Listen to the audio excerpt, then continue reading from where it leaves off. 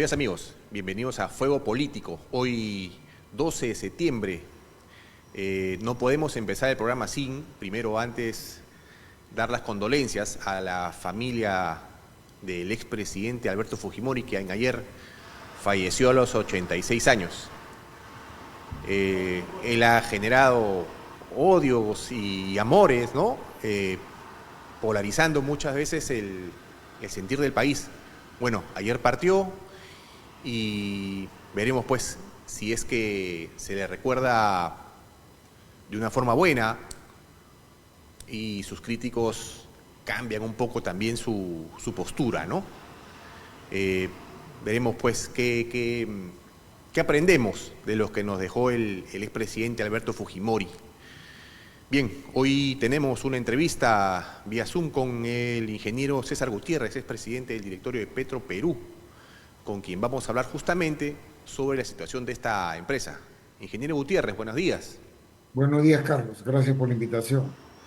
A ver, justo como comentábamos, ¿no? ¿Qué va a pasar con Petroperú o qué debe pasar con Petroperú luego de que esta semana el directorio sorpresivamente, no sé qué tan sorpresivamente, anunció su renuncia y la respuesta del Ejecutivo ha sido que van a tratar de tomar medidas para salvar y repotenciar la compañía? ¿Cuál es su postura al respecto? Mira, el directorio que entró, que acaba de irse entre en febrero, entra como un auspicio porque había gente del sector administrativo, financiero, porque el problema de Petroperú hoy día es financiero y económico, más que un problema petrolero. Y era auspicioso, pero se enfrascaron obsesivamente en el tema de buscar una empresa que administrara a Petroperú. Eso tiene sus complejidades porque requiere un régimen de excepción para hacer eso. Y entonces, enfrascados en eso, llegaron a la misma situación que había ocurrido en julio del año pasado con el directorio antecesor. ¿Y qué era? Que necesitaban 2.000 millones de dólares y le exigían al Ejecutivo, a través de los medios, que se lo dieran y que le dieran el régimen de excepción para el administrador. Y me parece un error, ¿no? Bueno, los 2.000 millones, o sea, yo creo que se tomaron 6 meses y no plantearon nada nuevo. Estiraron la mano y con poca responsabilidad porque el Ejecutivo no tiene ninguna posibilidad de transferirle fondos, salvo que quiera irse más en el déficit fiscal que ya a estas alturas ha sido sobrepasado largamente. Y eso le hace daño ya no solo a la empresa, sino al país. Entonces, ese enfrentamiento altisonante, mediático, era evidente que tenía que terminar lo que ha terminado, ¿no? El gobierno iba a reaccionar mal y iba a usar todas sus herramientas para buscar que se marchara.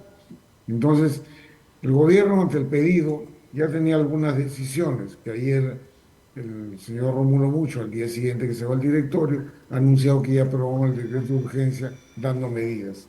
Era evidente que no querían firmar el decreto de urgencia porque, como ponían plazos, estaban esperando que se fueran y se fueron, pues, ¿no? Es un error esa confrontación y era evidente que el ministerio, que el poder político, con más oficio, sencillamente los arrinconó y los llevó a la propia renuncia. Ahora, ¿qué es lo que se viene inmediatamente? ¿Ya? Por las cosas que ha ido soltando el ministro de Economía y por las cosas que ha dicho el señor Adrián Sen, el premier, lo que se espera es que las deudas de corto plazo, tenían deudas que se vencían en diciembre, en febrero, de la empresa con el Estado, le van a diferir el pago al 2028. Es un alivio, porque vamos a lo alivio en 1.500 millones de dólares.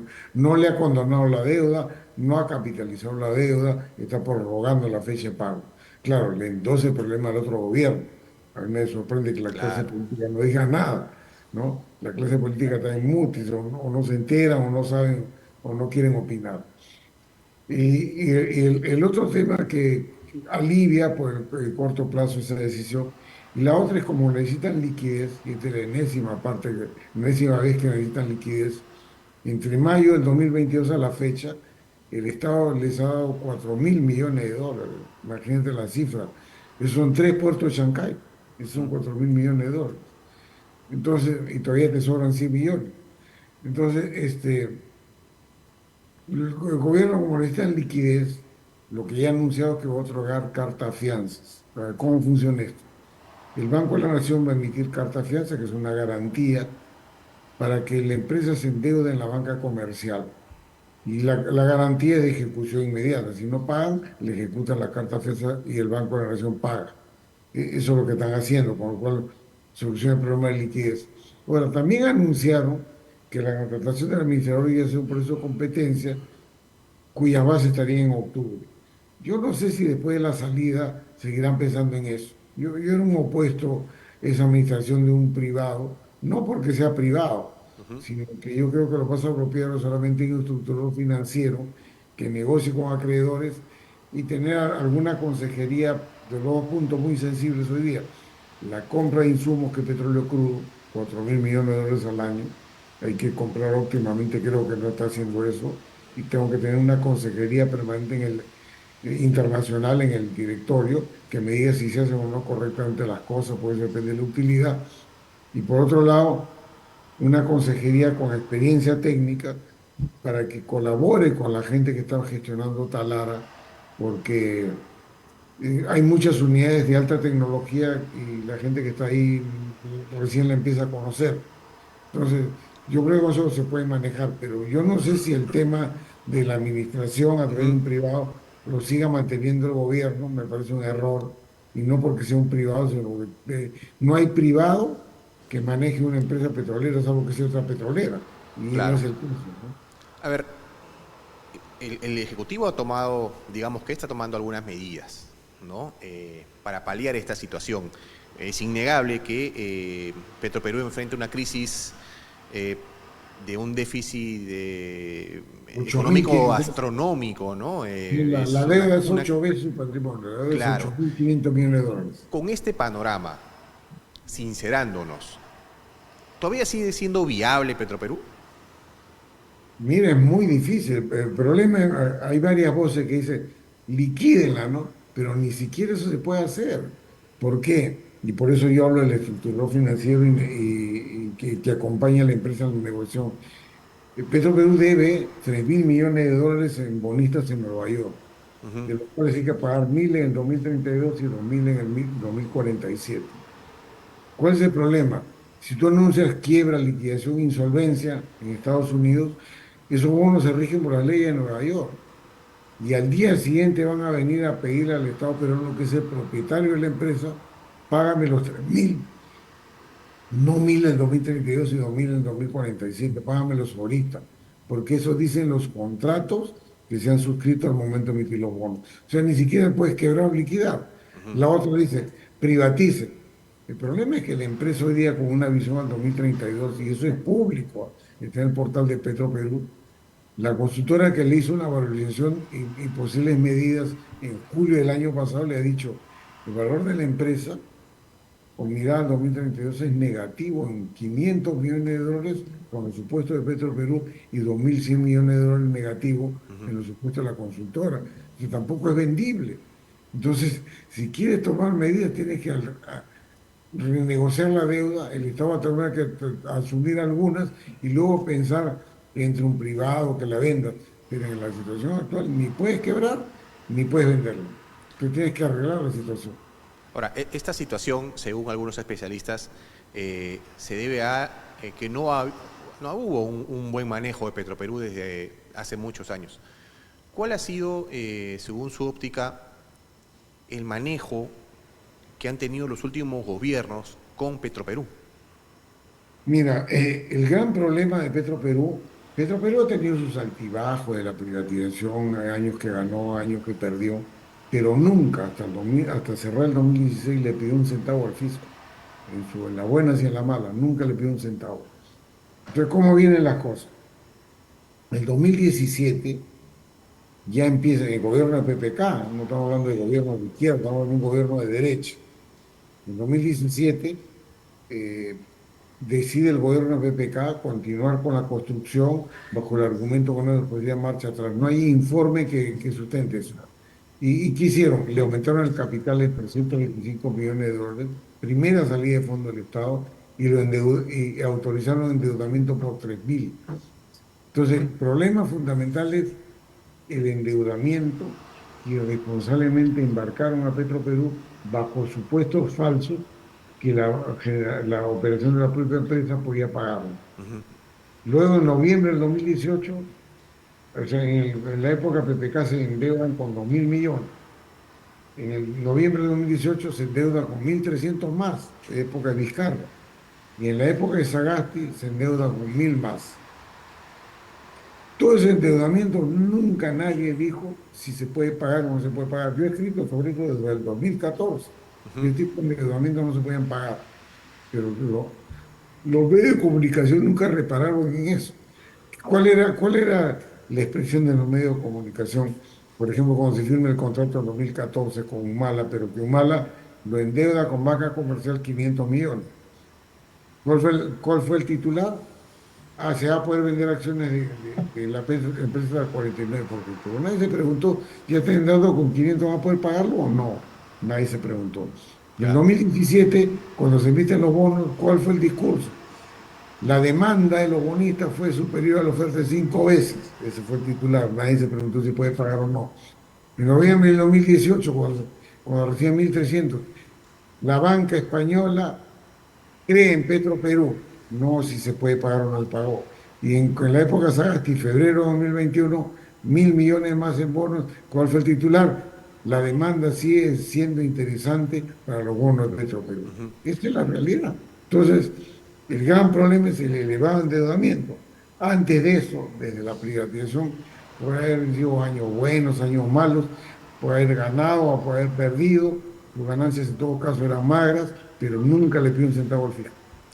A ver, eh, en una conversación con el ex ministro de Energía y Minas, Carlos Herrera Descalzi, él, antes de la renuncia de este directorio, él cuestionaba al directorio en sí, porque decía que no había, ninguno de los integrantes sabía de hidrocarburos, sabía de petróleo. ¿Cuál tiene que ser el perfil, cuál debe ser el perfil de los miembros del próximo directorio de Petroperú? Mira, yo estaba de acuerdo en que en el directorio que se ha ido, y yo te decía por eso entró muy auspicioso, hubiera gente que conociera de finanzas. Pero el problema no es petrolero. El problema petrolero lo tienen los técnicos que manejan refinería Talara, y por las nuevas tecnologías han tenido problemas. Pero tú puedes conseguir una consejería, una consultoría permanente de alguien con experiencia internacional, una empresa que los apoye. El problema es que estás endeudado y tienes que renegociar deuda. El perfil tiene que ser de gente que tenga criterio y tenga conocimiento de finanzas. Y el criterio es suficiente para hacerse aconsejar en la operación de la refinería, y el criterio es suficiente para ver si las compras de petróleo crudo son los apropiados o no, si está haciendo apropiadamente. Es el perfil. Tú no necesitas un petrolero, un energético, un ingeniero. Necesitas más un financista.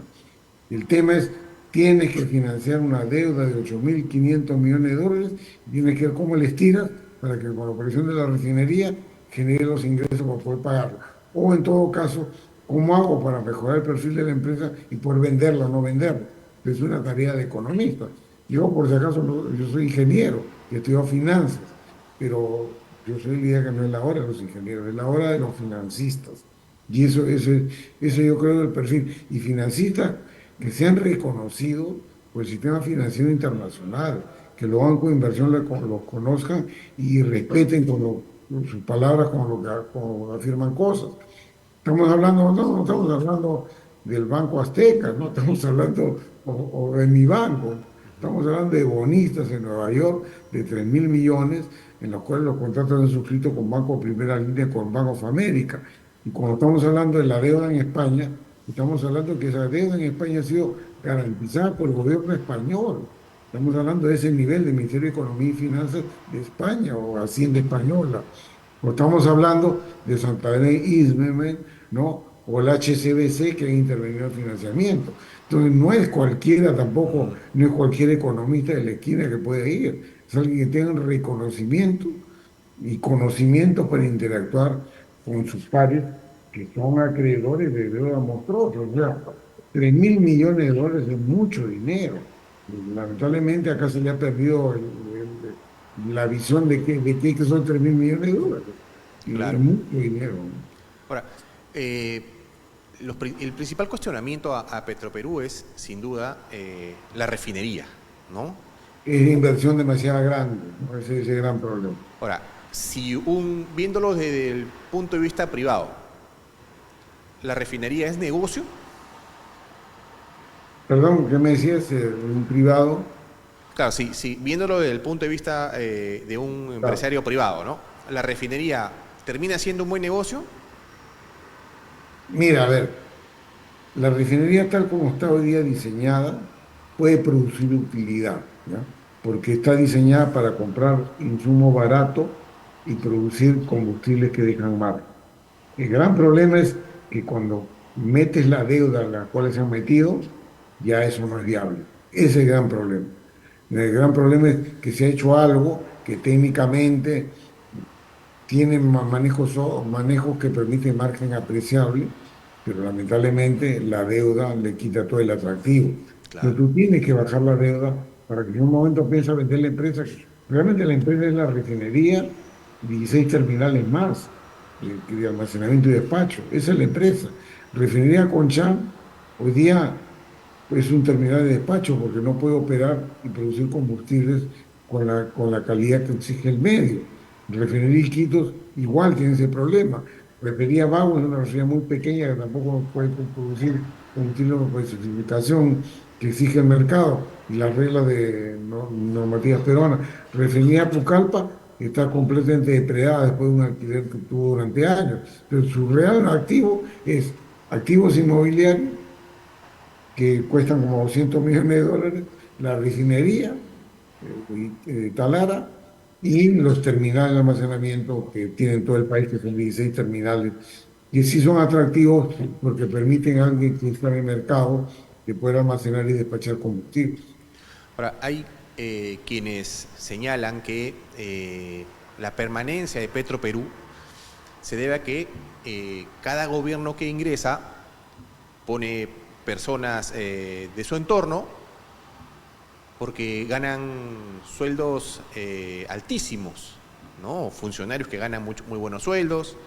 Ese es el principal cuestionamiento que se hace a la decisión de no cerrar Petroperú por algún sector. ¿Es tanto así?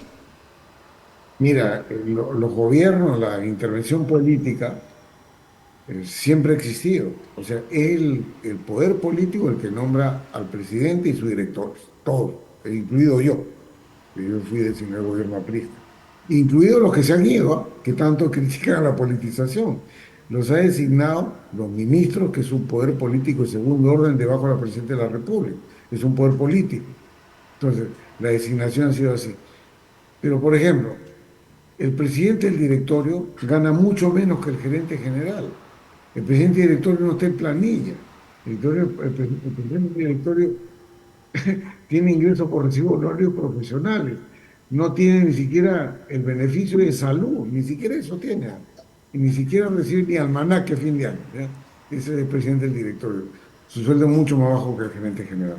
Los directores, que tienen las mismas responsabilidades que presidentes legales, ganan alrededor de 6.000 soles al mes y cargan las responsabilidades penales de transacciones que bordean los 5.000 millones al año. La plana gerencial casi no se ha movido en los últimos 30 años, es la misma gente que rota. Ellos sí ganan bien, o sea, tenemos un gerente general que gana alrededor de 50.000 soles y las gerencias intermedias están entre 30.000 y 50.000 soles. El salario más bajo, del más bajo orden, es de 6.000 soles. Los salarios del personal que está ahí son altísimos para el mercado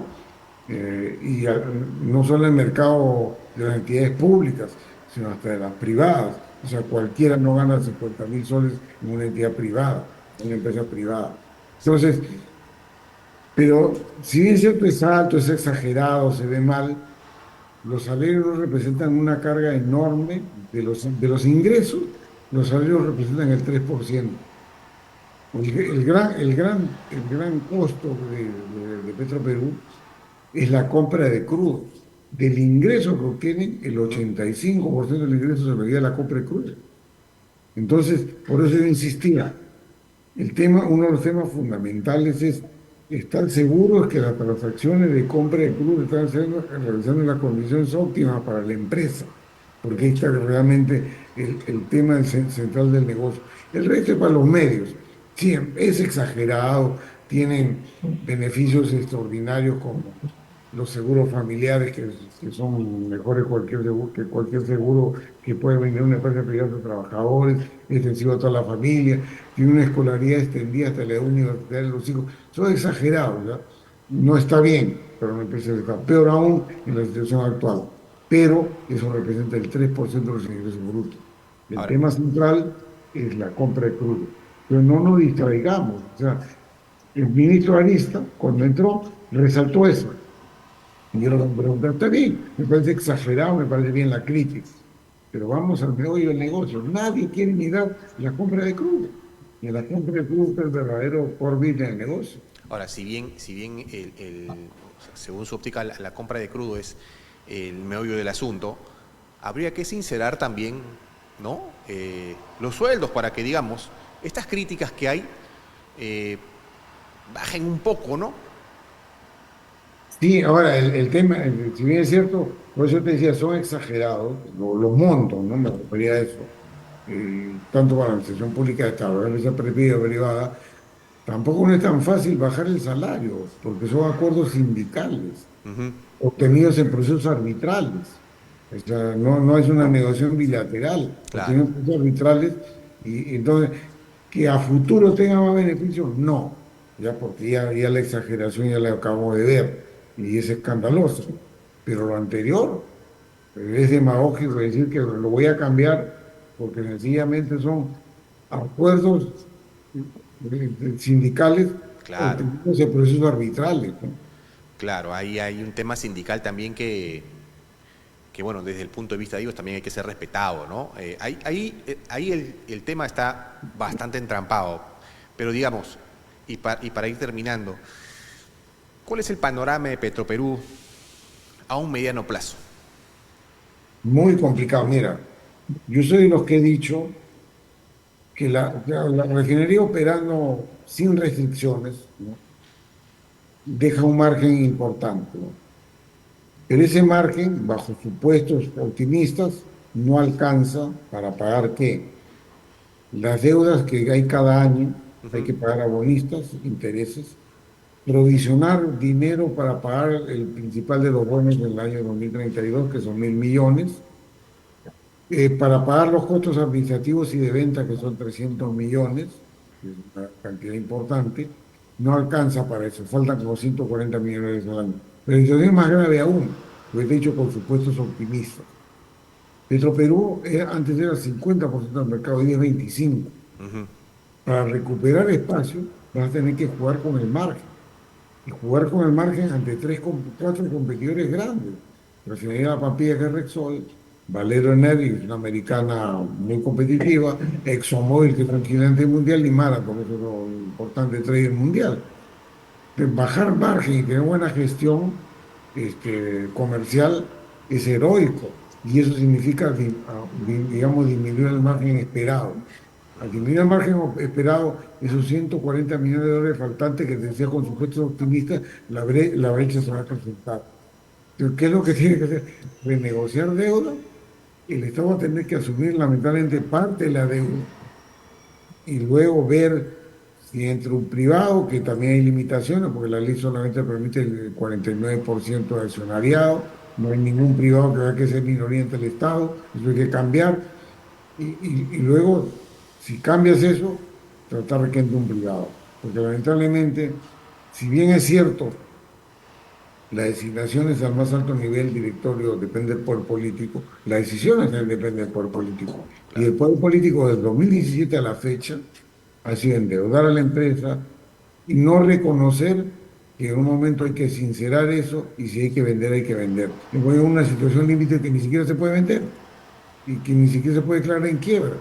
Y eso ya es un exceso. Entonces, necesitamos acomodar un poco las cuentas y yo sí soy convencido que hay que vender, porque las decisiones que se tomaron económicas en un gobierno de derecha fueron decisiones netamente del poder político, no fueron decisiones de racionalidad económica. Bien, pues veremos qué pasa, ¿no? En las próximas semanas, próximos meses, veremos el nuevo directorio y cómo... Que ese es un buen tema, Carlos, porque el directorio que se fue, que se obstinó con el tema de la administración privada y que confrontó innecesariamente el poder político, lo cual hace inevitablemente que se fuera, eh, se ha voceado que el reemplazo viene de una línea completamente estatista, gente ligada al serronismo. Eso sería un grave error. Ujú. ¿Por qué? Porque tú vas a negociar con el sistema financiero internacional. Y para negociar el sistema financiero internacional te dije el perfil de las personas. Si tú vas a recibir un estatista, no te va a creer en lo absoluto y la posibilidad de refinanciación va a ser nula. Ahora, la designación de ese directorio, si bien es cierto es la vocación de Dina Boluarte y su entorno, la responsabilidad va a caer en los que lo nombran, porque el directorio de Petroperú no se nombra por decreto supremo ni resolución suprema, se nombra por acuerdo de la Junta General de Accionistas. ¿Y quiénes la integran? El ministro de Economía y su viceministro, el ministro de Energía y Minas y la viceministra de Hidrocarburos. Si llegamos a un directorio no apropiado para las circunstancias, pues será responsabilidad del señor José Arista y su viceministro, el señor Rómulo Mucho y su viceministro. Ellos serán los responsables. Y si les quieren imponer y no le aceptan lo que ellos deberían plantear, deberían irse. Por lo contrario, serán los responsables de lo que ocurre. Veremos pues cómo se integra este nuevo directorio. Ingeniero Gutiérrez, queremos agradecer la entrevista.